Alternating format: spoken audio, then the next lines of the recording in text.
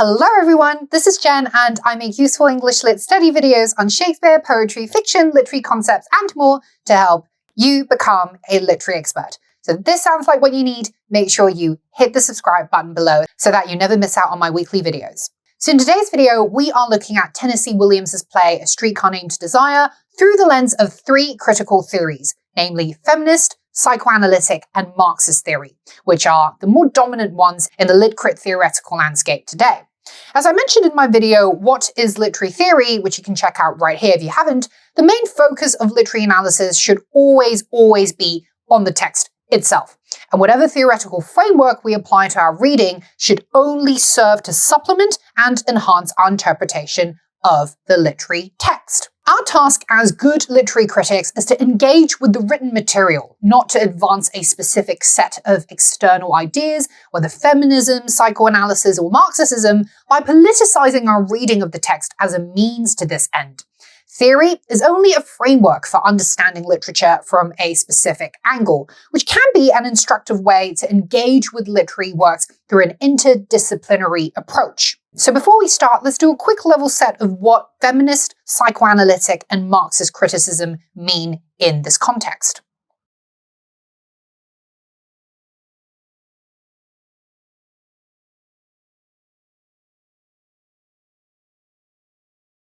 So Streetcar is actually a fantastic text to read through all three critical frameworks, largely because Blanche and Stella represent old and new modes of womanhood in a transitional period in American history. Blanche's behavior is steeped in a traumatic past and characterized by a whole host of neuroses, while Blanche and Stanley, or more broadly, the Dubois and the Kowalskis, symbolize the historic struggle between the white Southern plantation master class and the multicultural immigrant worker class in post-war 20th century America. But as we read with these theories in mind, let's also consider if the play itself complicates ideas such as feminism, trauma, and class divides, as well as challenging the notion of them as being sufficient explanations of motivation for human behavior. So with all of those definitions and caveats out of the way, let's dive straight into the analysis.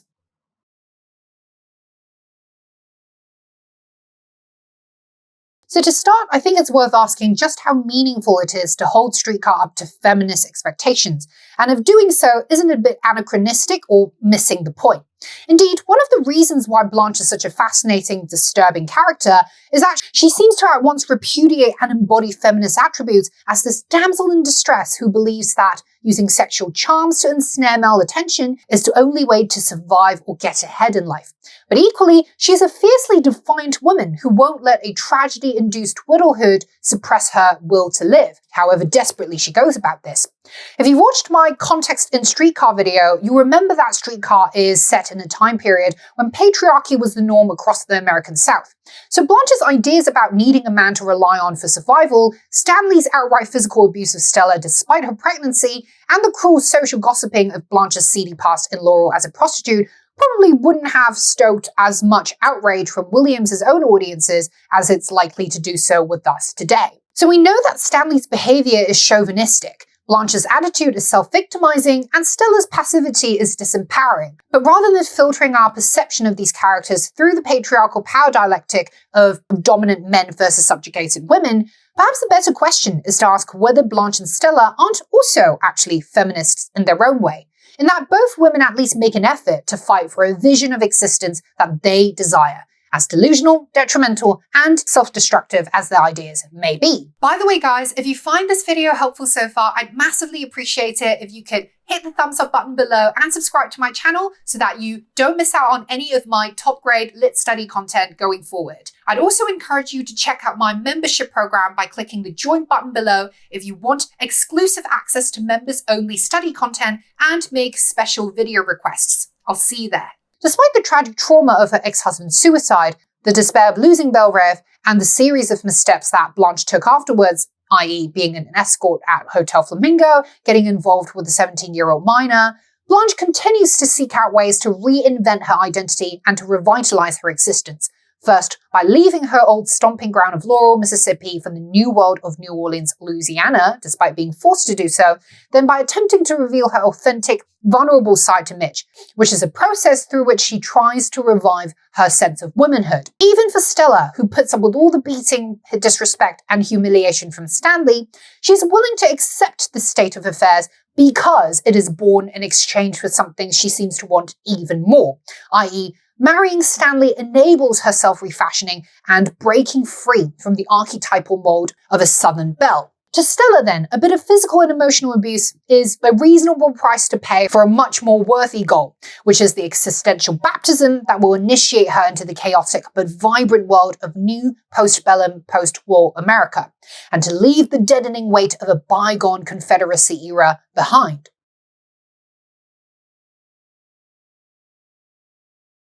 Now, in a way, we could read Streetcar as a tragedy of what happens when someone just can't overcome their PTSD. It suggested that Blanche descends into a spiral of self-destructive actions after her husband's suicide and her family's deaths, which become this massive traumatic tumor that metastasizes into a relentless self-sabotaging compulsion. There's too many psychoanalytic theories to cover in one video. There's the Freudian, Lacanian, Christovan ones, whatever. And even within Freudian, there's a boatload. So I want to focus on one of the more controversial but intriguing concepts in Freudian psychoanalysis for Streetcar, and that's the death drive, thanatos. The death drive is a counterintuitive idea that people are consciously driven to create circumstances that lead to their own death, for instance, by repeating past traumatic or destructive experiences which would put them in peril despite their better rational judgment. This death force counters the life force, which Freud calls the eros, which represents growth, reproduction, and sexual vitality. And in Blanche's case, she once again occupies this curious liminal in-between space within this life versus death force framework, as she is someone who feels compelled to amplify her sexual instincts for survival, hence demonstrating a life force-driven desire, but at the same time behaves in a pattern that consistently puts her reputation at stake and her own life in compromising, dangerous situations. Read in a Freudian light, there's room to see Blanche's trauma of witnessing both her family and her husband's death as a primary driver of her own will to death. Indeed, early on in scene 1, when Blanche first arrives at Stella and Stanley's flat, her speech to Stella is at once histrionic and morbid, as she bemoans all of those deaths, the long parade to the graveyard, father, mother, Margaret, that dreadful way. As the sole survival of the Dubois name still remaining in Laurel, Mississippi, Blanche is ironically made to feel lifeless and psychologically dead with the loss of the Belrive estate. And when Blanche claims that funerals are quiet, but deaths not always, sometimes their breathing is hoarse, and sometimes it rattles, and sometimes they even cry out to you, "Don't let me go!" Blanche portrays the idea of death not as a static endpoint or stable phenomenon which happens to each individual, but as an osmotic force which, by virtue of happening to one individual, drives others to desire the experience of dying in perverse, subconscious ways. So is Blanche's self-destructive actions a reflection of her wish to repeat, as it were, the sequence of deaths to which she has been an observer in her life? Having seen first her husband commit suicide, then her parents and relatives pass away, as well as the symbolic death of their plantation home, Belrive, Blanche seems to want to live up to the successor persona. But of course she is unable to do so in the wholesome way by inheriting Belrive. She symbolically compensates by inheriting the pattern of death and destruction in those who have been close to her. Paradoxically then, the fact that Blanche doesn't die by the end of the play, but is instead made to live out the rest of her life in a mental institution, actually compounds her tragic stature, because it implies that she has failed at the only remaining possibility of fulfilling a legacy role, being this daughter who must shoulder the baggage of having lost the family home, and the wife who has both driven her husband to suicide and doesn't carry on his bloodline.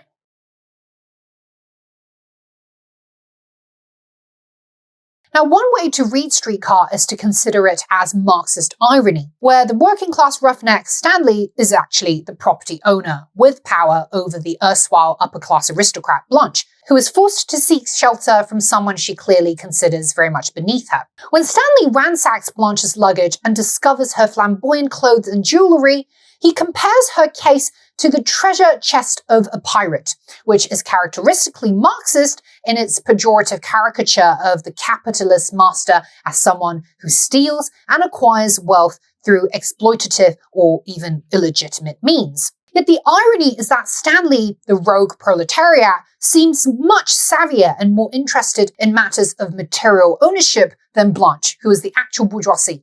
And we see this early on in scene 2, with Stanley's interrogation of Stella about Bellerive's loss and his claims to marital entitlement to Stella's inheritance under the Napoleonic Code.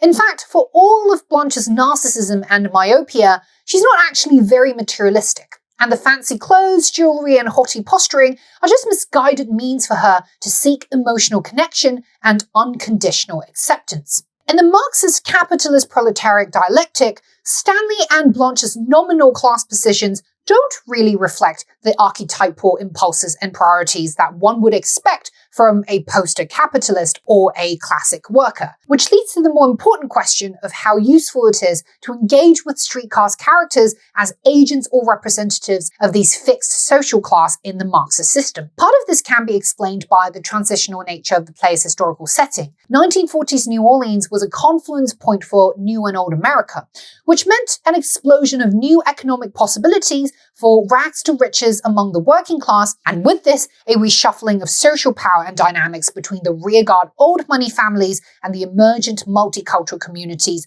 looking to assert their values in a new world order. Perhaps the most we can say about Blanche from a class perspective then is how glaringly hollow and useless her class credentials are eventually exposed to be. It doesn't help her protect Bellerive from being seized by creditors. It doesn't help her access financial power or means in the long run. It doesn't help her gain respect or attention from either rich or poor men. And most tragically of all, it doesn't do anything to help her develop a sense of security and strength that she needs to navigate the confusing disarray of changes in a world where her traditional Southern charm and class no longer hold much purchase or prestige. Ultimately then, we see that class divides in Streetcar are exposed to be nothing more than a cosmetic marker of one's birth, and that they don't carry meaningful weight in a nation as desperate to break free from the chains of its past as Blanche is so desperate to hang on to them for the illusion of comforting familiarity. And there you have it, guys. Just a quick demo of me applying 3 of the most popular critical frameworks to an analysis of Streetcar. I hope this video has given you some new and inspiring ideas to further develop your own critical reading of the play. For your next video, I recommend that you watch my Context in Streetcar video, where you will find what's basically a historicist approach to applying historical information to our interpretation of the play. It's also pretty much necessary knowledge if you want to come up with in-depth analysis, so make sure that you watch it right here. Hit that thumbs up button below if you found this video helpful in any way, so that YouTube will know to spread it to other passionate lit learners like yourself all around the world, and that you can encourage me to keep making these useful videos for you in the future. Subscribe to my channel if you haven't already and switch on that bell notification so you never miss out on my future videos, and consider joining my membership program if you want to make exclusive video requests or essay review perks. Click that join button below to find out more. And as always, I will see you in the next one. Bye!